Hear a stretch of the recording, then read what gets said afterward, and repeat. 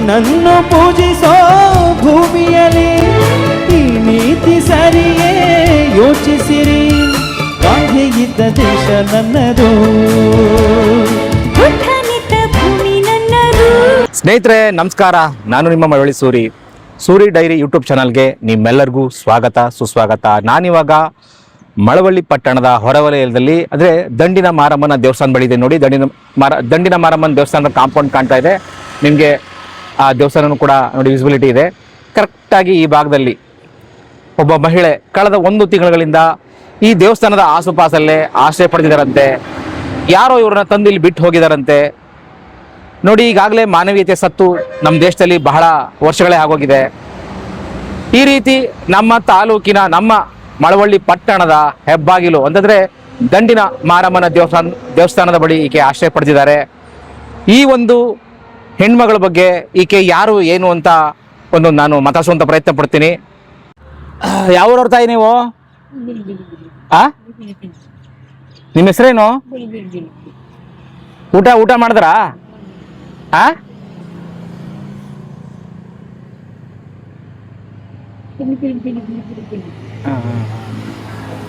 ಅಲ್ಲ, ಕರ್ನಾಟಕದವ್ರ ನೀವು? ಆಂಧ್ರದವ್ರ?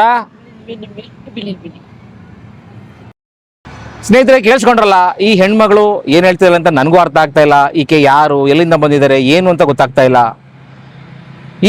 ಈ ಒಂದು ಹೆಣ್ಮಗಳ ಬಗ್ಗೆ ತಾಲೂಕು ಆಡಳಿತ ಇರ್ಬೋದು ಅಥವಾ ಜಿಲ್ಲಾಡಳಿತ ಇರ್ಬೋದು ಒಂದು ಕೇರ್ ತಗೋಬೇಕು ಅಂತ ನಾನು ಆಗ್ರಹಿಸ್ತೀನಿ ಸ್ನೇಹಿತರೆ. ಯಾಕೆ ಅಂತಂದರೆ ಈ ದೇಶದ ಪ್ರತಿಯೊಬ್ಬ ಪ್ರಜೆಗೂ ಕೂಡ ಒಂದು ಬದುಕುವಂಥ ಹಕ್ಕಿದೆ. ಏನು ಸಾರ್ವಜನಿಕರ ತೆರಿಗೆ ಹಣದಿಂದ ಸಾಕಷ್ಟು ಇಲಾಖೆಗಳನ್ನ ಹುಟ್ಟಾಕಿದ್ದಾರೆ. ಇಂಥ ಒಂದು ವಿಚಾರಕ್ಕೋಸ್ಕರನೂ ಕೂಡ ಒಂದು ಮಾನವೀಯತೆ ನೆಲೆಗಟ್ಟಿನಿಂದ ನೋಡಬೇಕಾದಂಥ ಒಂದು ಇಲಾಖೆನೂ ಕೂಡ ಇದೆ. ದಯಮಾಡಿ ನಮ್ಮ ಮಳವಳ್ಳಿ ತಾಲೂಕಿನ ಆಡಳಿತ ಇರ್ಬೋದು ಅಥವಾ ಜಿಲ್ಲಾಡಳಿತ ಇರ್ಬೋದು ಈ ಹೆಣ್ಮಗಳು ಯಾರು ಏನು, ಮತ್ತು ಆಗೊಂದು ವೇಳೆ ಈಕೆನ ಯಾರಾದರೂ ಇಲ್ಲಿ ತುಂಬ ದೂರದ ರಾಜ್ಯದಿಂದ ತಂದುಬಿಟ್ಟಿರುವಂಥ ಸಾಧ್ಯತೆಗಳಿದೆ.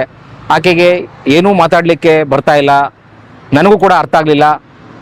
ದಯಮಾಡಿ ಸ್ನೇಹಿತರೆ ಈಕೆ ಯಾರು ಏನು ಅಂತ ತಿಳ್ಕೊಳ್ಳೋಕ್ಕೋಸ್ಕರನಾದರೂ ಈ ವಿಡಿಯೋನ ಹೆಚ್ಚು ಜನಗಳಿಗೆ ಶೇರ್ ಮಾಡಿ.